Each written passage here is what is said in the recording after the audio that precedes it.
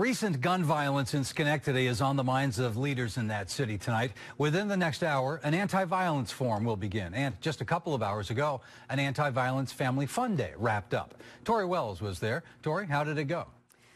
Well, Craig, community organizers say this is just the beginning. Pastor Charlie Muller from Albany says his church just won a $5,000 grant, and he decided to use it in Schenectady because of the recent rash of violence there.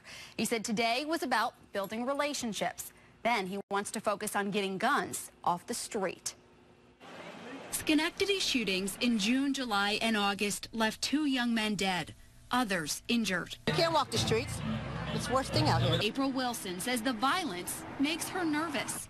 She has 2 young kids, but today she says she felt some relief as many of her neighbors gathered in this park. There ain't no drama out here. Everybody's together, safe. Everybody come on over here. Pastor Charlie Muller put this event together because of the recent violence. He and his volunteers spreading a message of anti-violence. We really want to be active in getting guns off the streets, number one, and active in really building relationships, with the whole community.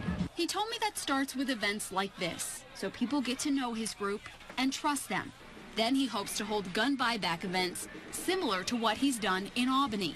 An effort, he says, was met with a drop in gun violence there. Over the next 2 or 3 weeks, we're just going to talk to certain officials, but we're going to hit it really, really hard in this area. These events are put together really to talk about the violence that's been occurring, not just here, but really everywhere. Schenectady's police chief was at this event. He told me his department has identified a small group of people responsible for the recent gun violence and is focused on them. But today was about building relationships. Everyone's come to the realization that we are partners in this. This neighbor told me he feels the community does play a role, and coming together like this helps. It's actually a really good start, actually. Perfect start. Perfect start for all the children.